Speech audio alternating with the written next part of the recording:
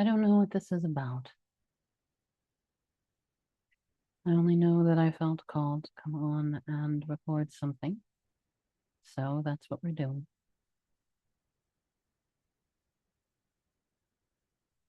I feel like it's something for the A8 portal, Lionsgate, as they call it, which any astrologer can tell you is bullshit. But it holds energy nonetheless, even if the energy is from something else, like maybe the eclipse portal that's coming. Is it me, or is the eclipse really early this year? Something is coming. I can feel it. I don't know what, but it's coming.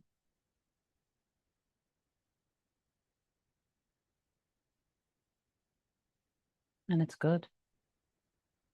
But then again, at this point, almost anything is a good change. Even when things seem to be falling apart, it's a tower moment where something that was unstable is being torn down so that something better can be put in its place.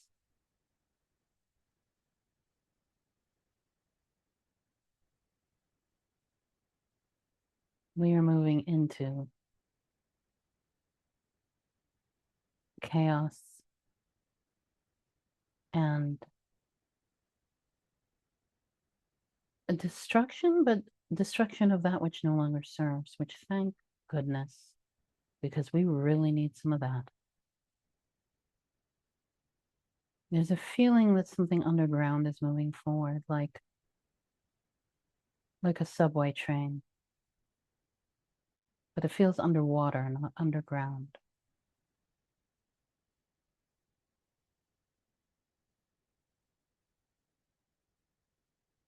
Things in the unseen realms are being constructed, have been constructed to support this movement forward.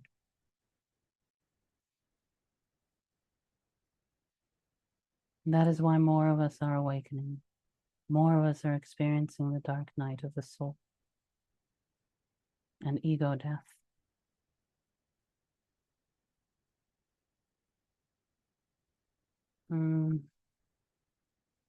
There's a resistance here that I feel when I said ego death. So let me speak on that.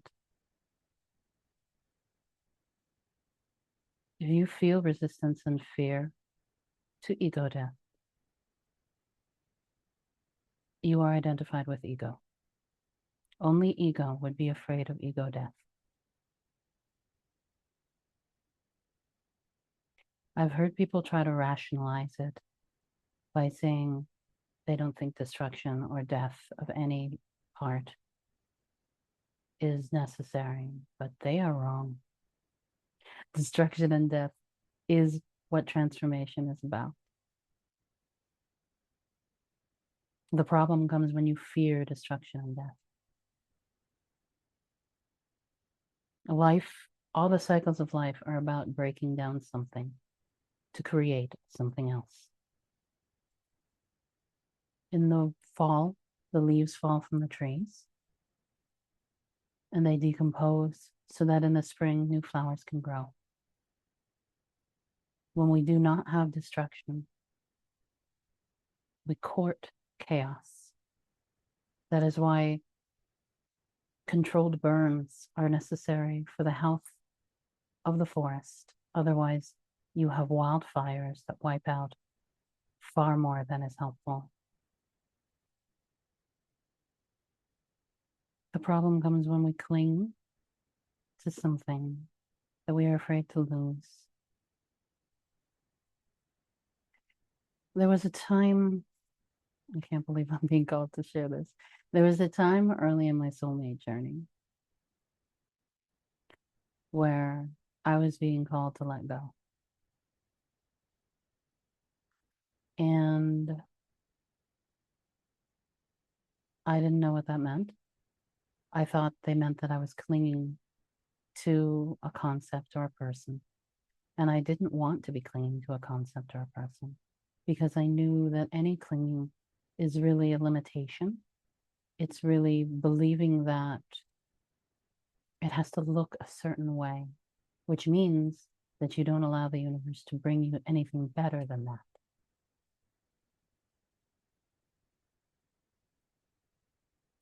And so I let go. I was in meditation and I was being counseled to let go. And sometimes in meditation, what I consciously want to do and what another aspect of me is willing to do are sometimes different. And so I wanted to let go, but there was a part of me that was clinging. And so I walked her through lovingly, releasing her grip. And when she let go, what surprised me was that I thought I was letting go of an idea or a person. But as soon as I let go, I saw that I had been clinging to the side of a cliff. And by letting go, I allowed myself to fall. I surrendered to the falling because I knew that resistance while falling is what causes injury upon impact. And so I allowed myself to fall, and instead of losing, I discovered that I fell deeper into love, and I no longer had resistance. I had surrendered to love. And looking at where I had been clinging, I saw that I had been afraid to allow myself to surrender to love. And so when I was counseled to let go, I thought I was letting go of something I wanted, when in fact I was letting go of resistance.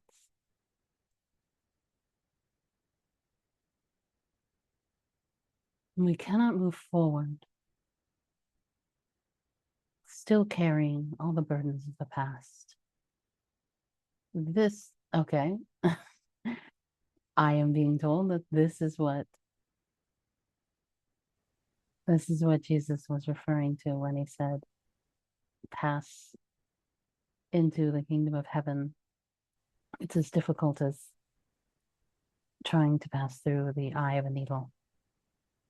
You cannot bring your burdens with you. You have to leave them behind. And something that I have been discovering on the most recent part of my path,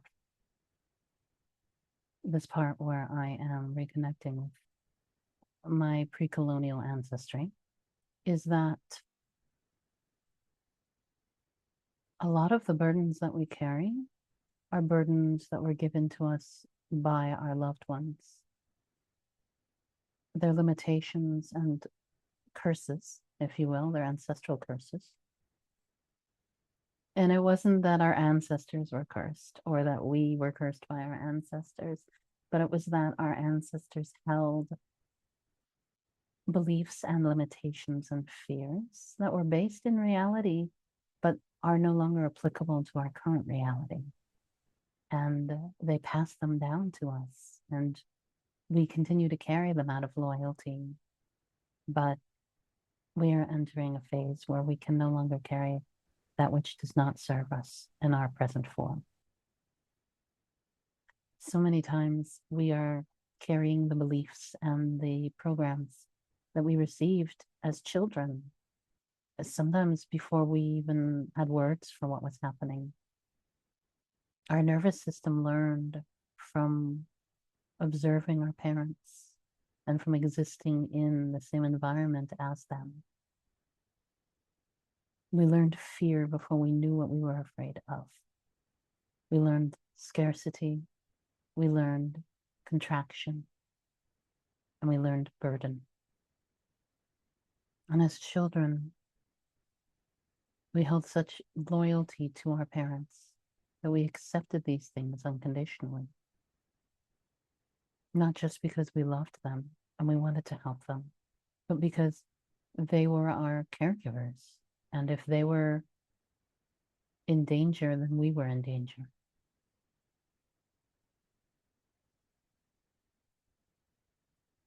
But now times have changed. The world has changed. Not just from when our parents gave us these beliefs, but from when our parents received these beliefs. We don't need to carry these burdens. And in fact, we need to let them go if we are going to rise into the person that we were always meant to be.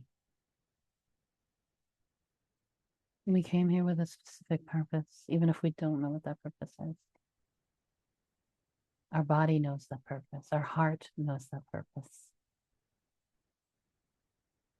And when it reveals itself to us, there's no mistaking it. It's like going from black and white to technicolor. Life changes in the moment that you discover what your purpose is. It's not a duty.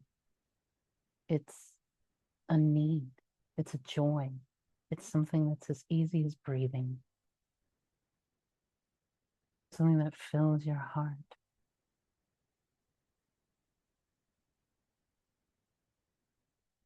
You'll know what it is when you find it. So that's not what this message is about.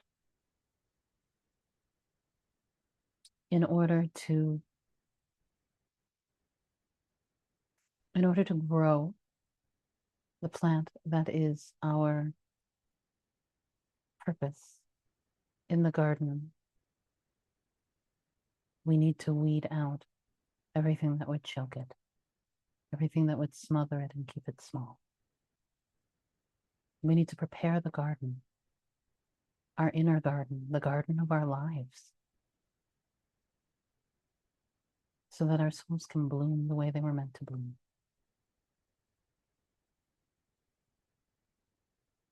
It's not about rejecting or turning our back on that which we were given. Because it's not about rejecting or turning our back on our ancestors or our parents. It's about honoring what they gave us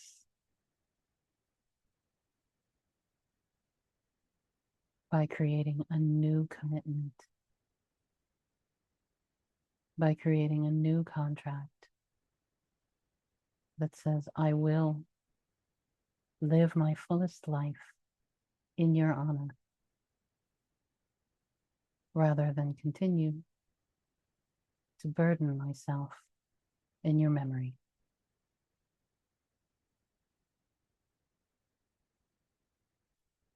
There's a feeling in the solar plexus.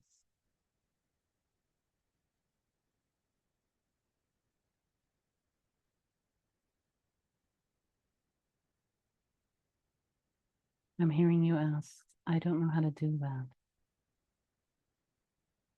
Fair. Spirit, what guidance would you like to share with the collective?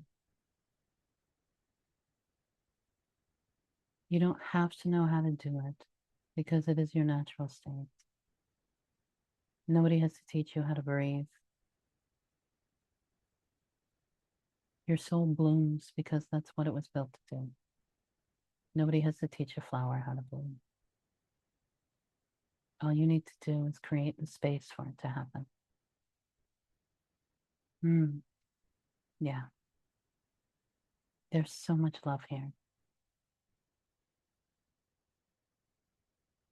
Trust in love rather than fear. When your actions are initiated and born out of love, they will create more love in your life.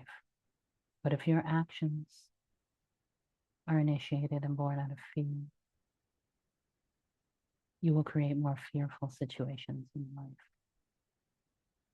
It's that simple.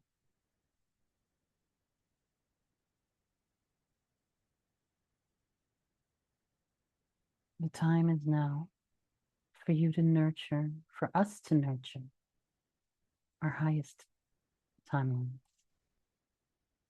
our sweetest selves.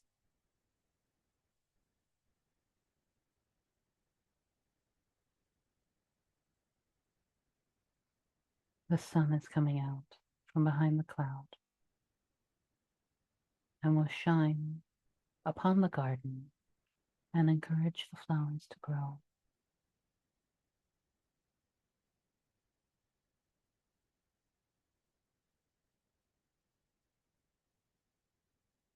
Allow the old to die away so that the new can be nourished.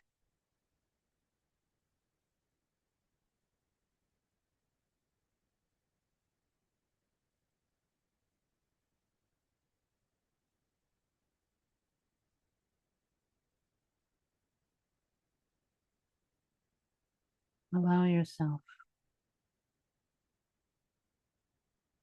to be reborn as your truest self. And the fruits that your tree shall bear will be sweeter than ever. You are so loved.